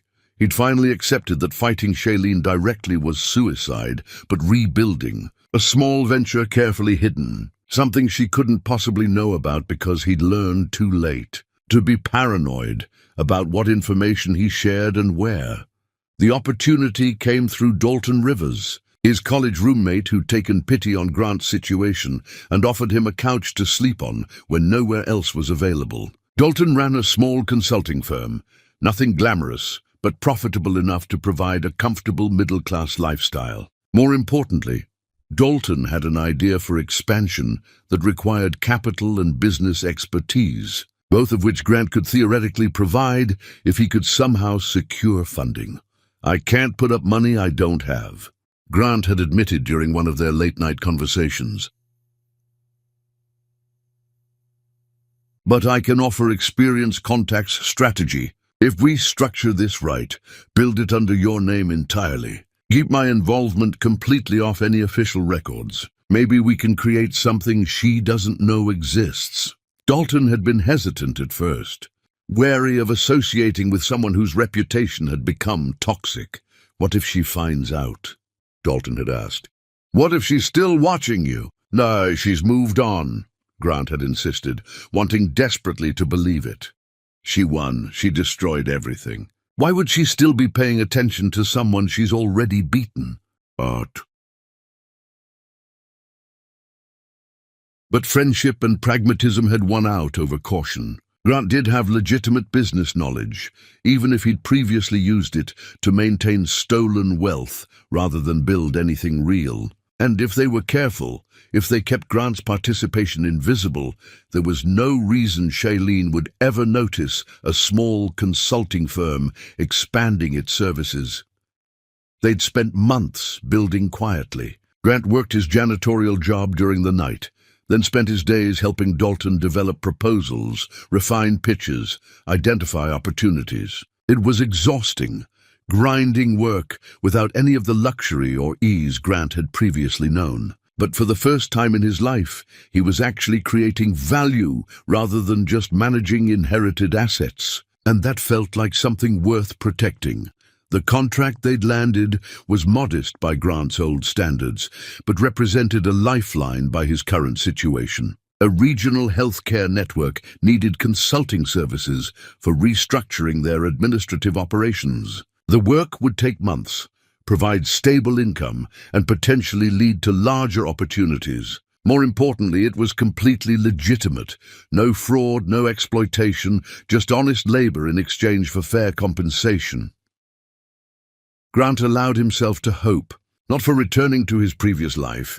He'd accepted that was impossible, but for stability, for a future that didn't involve sleeping on borrowed couches and counting pennies for meals. For the possibility that maybe he could rebuild something worth having, even if it was 1,000 times smaller than what he'd lost. That hope lasted until the morning Dalton called him, voice shaking, asking Grant to meet him at their usual coffee shop immediately. Grant arrived to find Dalton sitting at a corner table, documents spread in front of him, his face carrying the expression of someone who'd just watched their future dissolve. "What happened?" Grant asked, sliding into the seat across from him. Dalton pushed a letter across the table without speaking. Grant picked it up, reading quickly, his stomach dropping with each line. The consulting firm had been purchased, sold to an acquisition company for a price that was frankly absurd, 10 times what the firm was actually worth on the open market. The sale had been completed that morning, with all legal paperwork finalized before Dalton had even been notified beyond a courtesy call from his own lawyers. "I don't understand," Grant said, looking up from the letter. "How can someone buy your company without your consent? Remember when we restructured the ownership to bring in that silent investor 3 months ago?" Dalton asked, his voice hollow. "The one who offered capital in exchange for minority stake and voting rights on major decisions," Grant remembered. They'd needed funding to pursue the healthcare contract, and the investor had appeared at exactly the right moment with exactly the right offer. It had seemed too good to be true, but they'd been desperate enough to accept without excessive scrutiny. "That investor," Dalton continued, "apparently had clauses in the agreement that allowed them to force a sale if certain conditions were met. Conditions they manufactured by making specific financial moves that triggered the clauses. My own lawyers didn't catch it because the language was deliberately obscured in technical jargon, buried across multiple documents." "Who was the investor?" Grant asked, though he already knew. Had known the moment he started reading the letter. "A shell corporation," Dalton confirmed. "But my lawyers did some research this morning after the sale went through. The Shell Corporation is owned by another holding company, which is owned by another entity, which ultimately traces back to Shailene Adams. The coffee shop noises, conversations, espresso machines, background music, all faded to white noise as Grant processed what he was hearing. She knew, he whispered. From the beginning. She knew about the consulting firm, knew about my involvement, knew we were trying to rebuild." "She didn't just know," Dalton said bitterly. "She facilitated it. That investment capital that let us pursue the healthcare contract. That was her money. She funded our expansion specifically so she could buy us out at the exact moment we were about to become profitable. She let us build something just so she could take it away." Grant stared at the documents, seeing the pattern now with horrifying clarity. Shailene had been watching him even after destroying everything else. She'd known about his secret project, his quiet rebuilding, his single thread of hope. And rather than stopping him immediately, she'd let him invest months of exhausting labor into building something. Let him believe he was finally escaping her shadow. Then simply reached out and claimed what he'd built at the precise moment it was worth claiming. "I'm sorry, Grant," Dalton said quietly. "I know you put everything into this, but the sale is final. The new owners are bringing in their own consultants, their own team. We're both out. I got a settlement that's generous, actually. More than the firm was probably worth. But you—" He trailed off, the implications obvious. Grant had no official ownership stake, no documented role in the company, no legal claim to any settlement or compensation. He'd structured it that way deliberately, to hide from Shailene. And that same structure now meant he walked away with nothing. "She's offering me a position," Dalton added, sliding another document across the table. "At her investment firm. Triple what I was making with the consulting business. She wants me to start immediately." "You're taking it," Grant said flatly. "I have to," Dalton replied. "I have a mortgage, student loans, a life to support. I can't turn down this kind of opportunity out of loyalty to... There's someone who brought this situation on themselves, honestly. I'm sorry, Grant, I really am. But I have to protect my own future." Grant nodded numbly, understanding but unable to feel anything beyond the crushing weight of complete defeat. "There's one more thing," Dalton said, hesitating before pulling out his phone. He opened an email and turned the screen toward Grant. It was from Shailene's lawyer, sent to Dalton that morning, along with the acquisition paperwork. Just 2 sentences. "Please inform Grant that I've been aware of his rebuilding efforts since the beginning. Every move he makes is one I've already anticipated and prepared for." Grant read the message 3 times, each reading making it more real, more final. She hadn't just taken this opportunity away from him. She'd wanted him to know she'd been watching the entire time, that his secrecy had been an illusion, that there was no move he could make that she hadn't already countered before he'd even thought of it. "I have to go," Grant said, standing abruptly. "Congratulations on your new position." "Grant." "Wait!" Dalton started, but Grant was already leaving. Pushing through the coffee shop door into the bright afternoon sunlight that felt like mockery, he walked for hours, no destination in mind, just movement for its own sake. Past the office building where he worked as a janitor, past the apartment complex, where he'd briefly rented a studio before being evicted for late payment. Past the social club where he'd once been a member, now forbidden from entering. Past every landmark of his collapse, seeing them with new understanding. Shailene hadn't just destroyed what he had. She'd been actively preventing him from rebuilding. She'd infiltrated even his secret projects, his hidden efforts, his desperate attempts to create something new from the ashes of his old life. She was always watching, always 10 steps ahead, always ready to pull the floor out from under him the moment he started to regain any footing. By evening, Grant found himself at a small park near the waterfront, sitting on a bench that overlooked the harbor. Boats moved across the water, people walked past with their families. Life continued with its ordinary rhythm that had nothing to do with his personal catastrophe. His phone buzzed. An email from his janitorial supervisor. His position was being eliminated due to budget restructuring. 2 weeks' notice. Grant didn't need to investigate to know that Shailene had somehow influenced that decision too. She was systematically closing every door, blocking every path, ensuring that no matter where he turned, he found her standing there first, having already locked the exit. He sat on that bench as the sun set, watching the sky turn from blue to orange to purple to black, and finally accepted the truth he'd been resisting for months. There was no escape. There was no rebuilding. There was no future where he existed outside of Shailene's awareness and control. She had won so completely that even his attempts to exist independently were things she'd already accounted for and countered. He was finished. Not temporarily defeated, but permanently erased from any version of the life he'd once known or hoped to rebuild. And the worst part was understanding that every bit of this was earned through his own cruelty, his own arrogance, his own failure to treat another human being with basic decency and respect. Chapter 10. The Choice. 2 years passed with the slow, grinding inevitability of seasons changing. Grant Walton, who'd once commanded boardrooms and controlled millions, now carried a toolbox through apartment buildings, fixing broken toilets and responding to noise complaints. The work was honest but unremarkable, the kind of labor he'd never noticed when he'd been the one calling property managers to demand immediate service.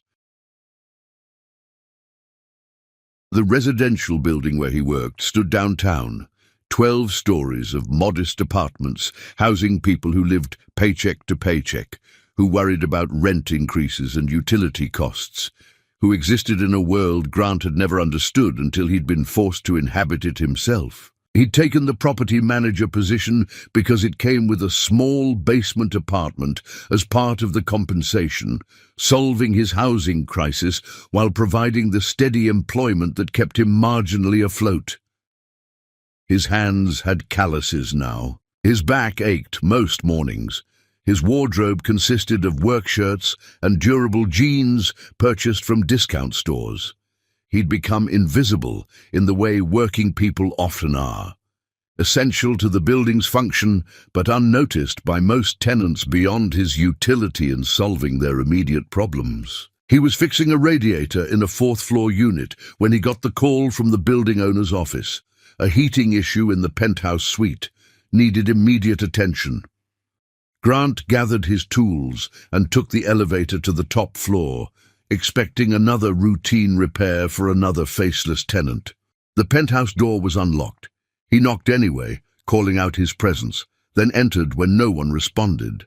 The space was beautiful in the way expensive apartments always are. Floor-to-ceiling windows overlooking the harbor, hardwood. Floors, modern fixtures that cost more than most people's cars. The kind of place Grant used to live in, without appreciating. Shailene stood at the windows, her back to him, wearing a burgundy dress that made her look like she'd stepped out of a magazine spread. She didn't turn when he entered. The heating. "Seems fine," Grant said carefully, his voice rougher than it used to be, weathered by 2 years of learning what actual work felt like. "The heating is perfect," Shailene replied. "I asked you here because we need to talk."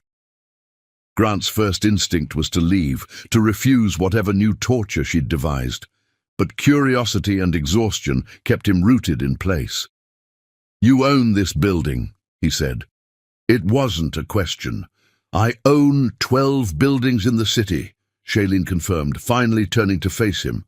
"This one, where you've been working for 18 months, is one of them. I've owned it the entire time you've been employed here." Grant absorbed this information with the dull acceptance of someone who'd stopped being surprised by how completely his life was controlled by forces beyond his influence. "So what now? You fire me? Find some new way to make sure I can't even maintain basic employment?" "No," Shailene said, her voice steady. "Now I ask you a question, and you answer honestly. Are you satisfied with your revenge?" The question caught Grant off guard. "My revenge? I don't have any revenge. You took everything." "Exactly," Shailene said, moving away from the windows to face him directly. "I took everything.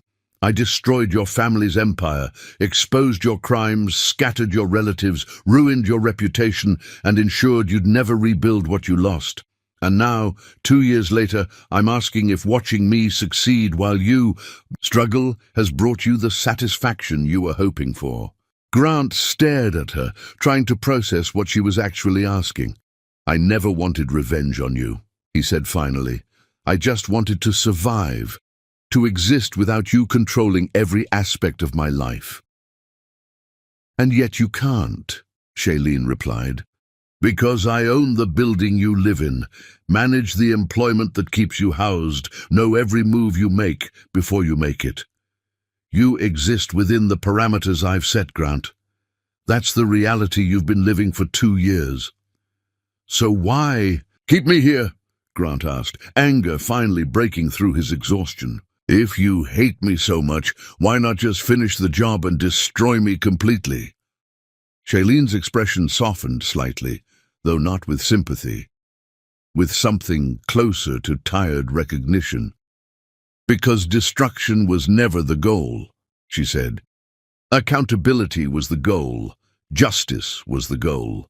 Making sure you and your family faced consequences for generations of harm. That was the goal. Revenge is just what people call justice when it's directed at them instead of others. She gestured to a chair near the window. Sit down, please. This conversation has been 2 years in the making. Grant hesitated, then sat, placing his toolbox on the floor beside him. Shailene remained standing, maintaining the power dynamic even in apparent conversation. Your family spent generations treating people as disposable, she began, building wealth on their displacement and suffering, and you perpetuated that legacy through your own cruelty and entitlement. What I did wasn't revenge.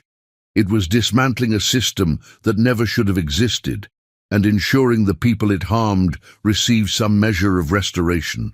I understand that now, Grant said quietly. It took me too long, but I understand what my family was, what I was. Do you? Shailene challenged. Or do you understand that saying you understand is what I want to hear?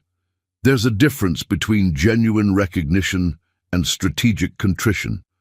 Grant looked down at his calloused hands, these hands that had learned to fix things instead of just directing others to fix them. I don't know how to prove the difference, he admitted. I can only tell you that the past 2 years have taught me more about actual work, actual struggle, actual humanity than my entire previous life did. I'm not asking for forgiveness or sympathy. I'm just trying to survive in whatever space you'll allow me to exist in. Shailene watched him for a long moment, then pulled out a folder from her briefcase.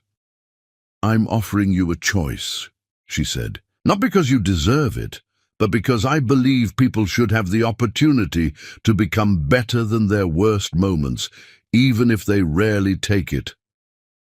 She placed the folder on the table between them. I've established a community outreach program. It works directly with families who were displaced by urban renewal projects, including families your grandfather and father harmed. The program helps rebuild what was destroyed, finding lost property records, establishing legal claims to land, securing reparations, creating educational opportunities for descendants. Grant opened the folder, scanning the program description. I'm offering you a position, Shailene continued, working directly with these families, helping them navigate systems your family spent generations exploiting. The pay is barely above minimum wage. The work is emotionally difficult and requires genuine humility. You'll be face to face with the human cost of the wealth you inherited. You'll spend years doing unglamorous labor that most people will never notice or appreciate. She paused, letting the weight of the offer settle. This isn't forgiveness, Grant. Forgiveness isn't mine to give. You owe debts to too many people for one person's forgiveness to matter. This is an opportunity to actually earn redemption through consistent action rather than empty words. To spend the rest of your life trying to repair some fraction of the harm your family caused. Grant looked at the program description, seeing his potential future written in job descriptions and program goals. And if I refuse? Then you continue as you are, Shailene said simply. Working as a property manager, living in my building, existing in the small space I've allowed. There's no punishment for refusing, just the choice between comfortable obscurity and difficult accountability. Grant stood, walking to the windows where Shailene had been standing earlier. The city spread out below, full of people living lives that had nothing to do with the Walton family drama. People who'd never heard his name and never would. Why offer this at all, he asked. After everything, why give me any kind of opportunity? Because the cycle has to break somewhere, Shailene replied. Your family harmed others. I held you accountable, and now you have the choice to either perpetuate bitterness or actually contribute to healing. What happens next isn't about you and me. It's about the communities that are still suffering from what your family did. Grant turned from the window, seeing Shailene clearly for maybe the first time since their wedding. Not as his wife, not as his enemy, but as someone who'd transformed personal pain into systematic change, and was now offering him the smallest role in that transformation. "I'll take the position," he said. "Then be at the center tomorrow morning," Shailene said, gathering her things. "The address is in the folder. Don't be late. And Grant, this isn't charity.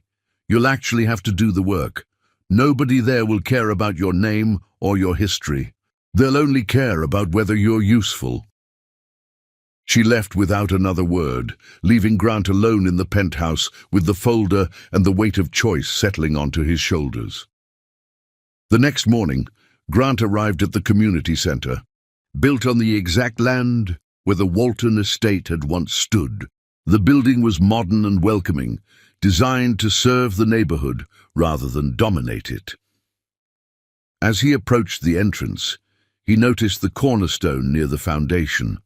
Carved into the granite was a name: Dorothy Adams. Beneath it, dates, spanning a lifetime and a single line. Her home stood here until 1962. Grant stared at the cornerstone, understanding flooding through him with devastating clarity. Dorothy Adams, Shailene's grandmother, the Walton estate, the home Grant had grown up in, the mansion his family had inhabited for 3 generations. It had been built on land stolen from Shailene's own family. She'd told him at the gala. She'd only discovered this connection during her 7-year investigation, turning what began as personal accountability into generational justice. The wedding night had triggered her investigation into his family's wealth. That investigation had revealed that his family hadn't just harmed strangers. They'd specifically harmed her family decades before she was even born. This had started as one woman refusing to accept exploitation. It had evolved into a granddaughter reclaiming what had been stolen from her grandmother, about dismantling a dynasty built on her family's displacement. Grant stood in the shadow of that cornerstone, finally understanding that the greatest power isn't controlling others or maintaining systems of oppression. The greatest power is rebuilding what others destroyed and ensuring the cycle finally breaks, that stolen land returns to stolen families, that justice, however delayed, eventually arrives. He entered the building to begin the work of earning something he might never fully achieve: the right to be part of the solution instead of remaining part of the problem his family had created.